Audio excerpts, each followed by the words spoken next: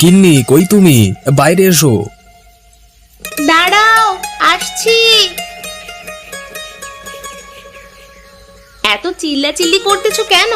কি হয়েছে? আরে হাঁড়িটা ধরো, এগুলো ঘরে নিয়ে রেখে দাও, পরে গুড় বানিও কেমন?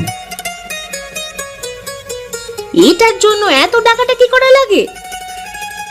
আগে যে রসগুলো এনে দিয়েছিলাম সেগুলোর গুড় তৈরি হয়েছে।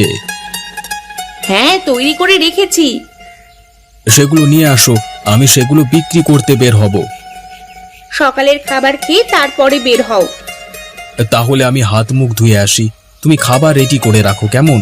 দেরি হলে আবার পরে বিক্রি করতে পারবো না। আচ্ছা।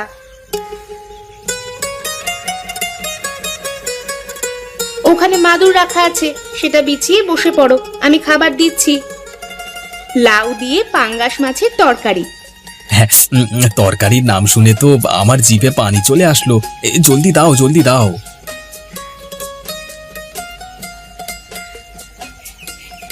আস্তে আস্তে খাও, এত জলদি খেলে আবার গলায় আটকে যাবে। আরে গিন্নি, কিচ্ছু হবে না। সত্যি তোমার রান্না অনেক মজার হয়েছে গো। আরাম করে খাও। তা তুমি খেয়েছো? তুমি আগে খেয়ে ঝোলা গুড় বিক্রি করতে চলে যাও, তারপরে আমি খেয়ে নেব। আচ্ছা ঠিক আছে। ঘরে কিন্তু বাজার শেষ হয়ে গিয়েছে, বিকালে তোমাকে বাজারে যেতে হবে। কি বাজার নিয়ে আসবো আজকে? পুঁইশাক পেলে নিয়ে এসো, আর সাথে ছোট মাছ পেলে নিয়ে এসো, অনেক দিন খাই না। আচ্ছা।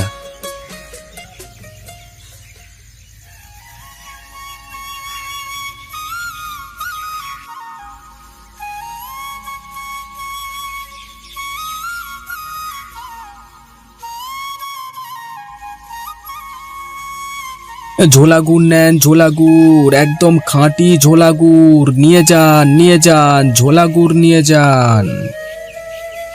এই ভাই দাঁড়ান, এদিকে আসেন। ঝোলা গুড় নেবেন? কত করে বিক্রি করেন? কেজি প্রতি 100 টাকা করে। খেতে ভালো হবে তো? হ্যাঁ, আপনি নিশ্চিন্তে থাকুন, একদম খাঁটি জিনিস, নিজের হাতে বানানো গুড়। আচ্ছা, আমাকে আধা কেজি দিন তো। এই নিন টাকা।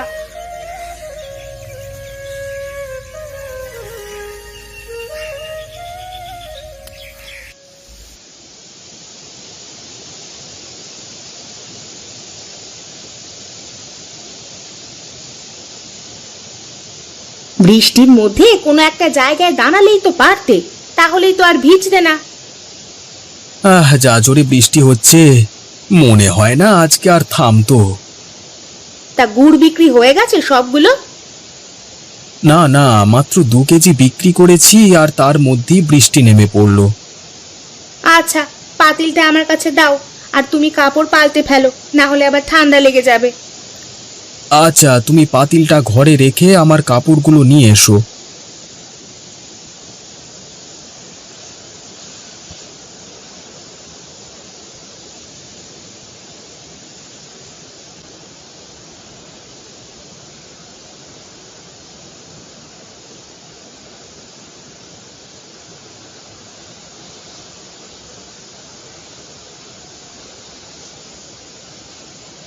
আমাদের জমানো টাকা তো সব শেষ, এখন আমরা কি খাবো, কিভাবে আমাদের সংসার চলবে? মনে হয় না পানি এখনই চলে যাবে, পানির মধ্যে তো আর গুড় বিক্রি করতে পারবে না। তাহলে কি এবার আমরা না খেয়ে থাকবো? আজকের দিনটা শুধু গুড় খেয়ে চালিয়ে দাও, আগামীকাল ঠিকই একটা ব্যবস্থা করে নেব।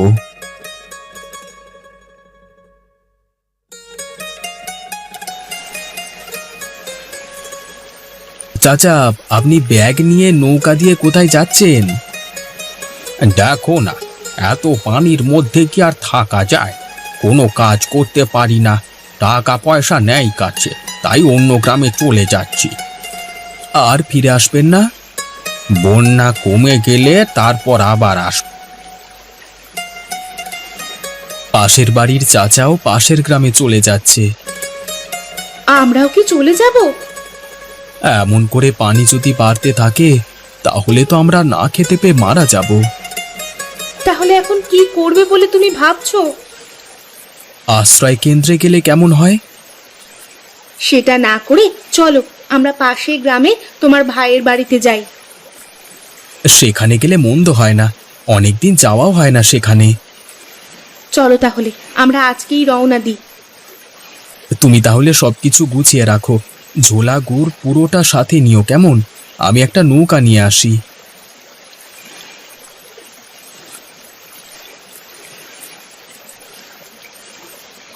এই যে মাঝি ভাই, এদিকে আসেন।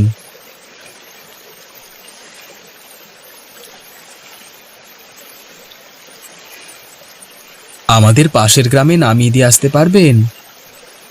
পারবো, তবে ভাড়া 40 টাকা লাগবে। ভাই, আমাদের কাছে তো অত টাকা নেই, আপনাকে আমরা ঝোলা গুড় দিতে পারবো, এটা ছাড়া আর কিছুই নেই আমাদের কাছে।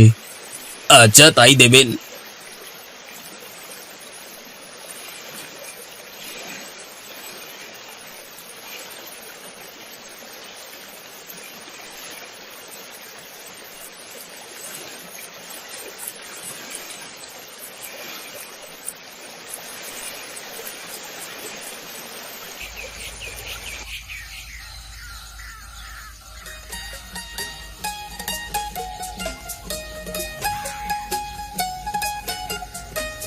আরে ভাই আমার, তুই এতদিন পর কিভাবে এলি?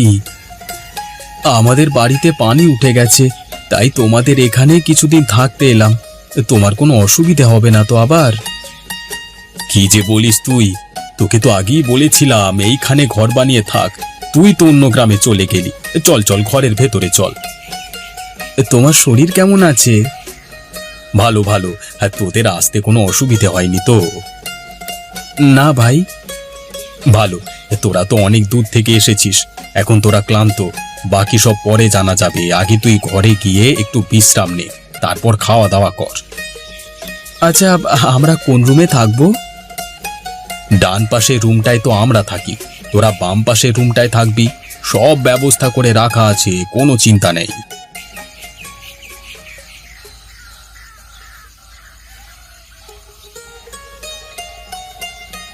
রফিক অনেক দূর থেকে এসেছে, তারা ক্ষুধার্ত, তাদের জন্য তাড়াতাড়ি রান্না বসিয়ে দাও। আচ্ছা। রফিক, তুই গিয়ে গোসল করে আয়। ভাবি, আপনি যান গোসল সেরে আসুন, শরীর মন দুটোই ভালো লাগবে। অনেকক্ষণ ধরে এসেছি, কোথায় আমার চাচ্চুটাকে তো দেখলাম না, ও কি বাড়িতে নেই নাকি? হাসিন তো স্কুলে গিয়েছে। কখন ফিরবে? একটু পরেই বাড়িতে চলে আসবে।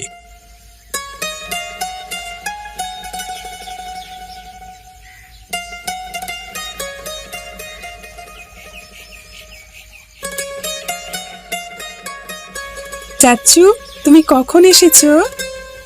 একটু আগে এসেছি। এইবার কিন্তু তোমাকে আর যেতে দেব না, আমাদের এখানেই থাকবে।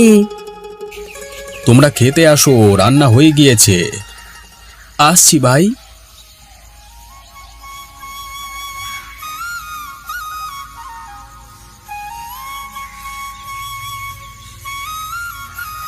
তা এখন কি করছিস তুই?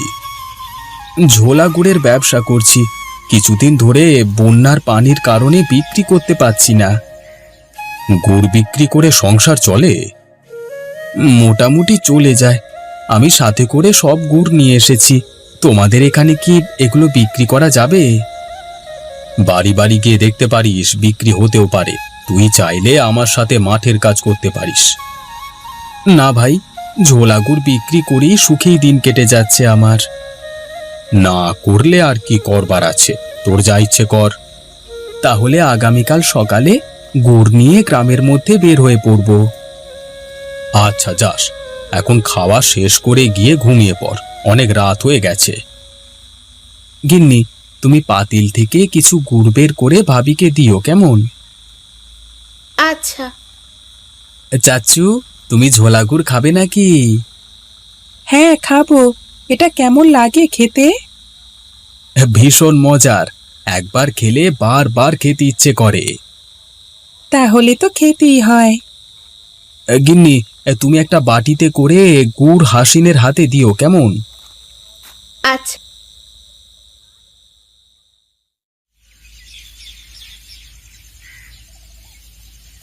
ঝোলা গুড় নেন, ঝোলা গুড়, একদম খাঁটি গুড়, নিয়ে যান নিয়ে যান। এদিকে আসুন তো, দেখি কেমন গুড় নিয়ে এসেছেন। আমার নিজের হাতে বানানো গুড়।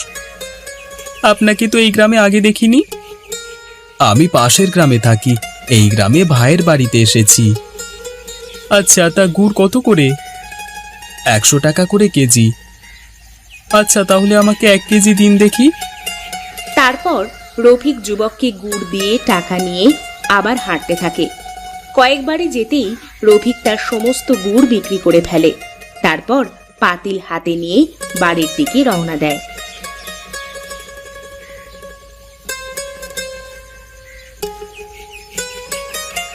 গিন্নি, গিন্নি বাইরে এসো। আজকেও কি সব গুড় বিক্রি হয়নি? আজকে সমস্ত গুড় বিক্রি হয়ে গিয়েছে। এখানে ঝোলা গুড়ের চাহিদা বেশি। বলো কি? তাহলে আর বলছি কি, কালকে আরো বেশি করে গুড় নিয়ে যাব। আমাদের গ্রামে কবে ফিরে যাব আমরা? পানি কমলেই চলে যাব গিন্নি। আর কিছুদিন এখানে থেকে গুড়গুলো বিক্রি করে শেষ করি। বাড়িতে গিয়ে ঘরও তো মেরামত করা লাগবে, অনেক টাকাও তো লাগবে। হ্যাঁ, তা তো লাগবেই।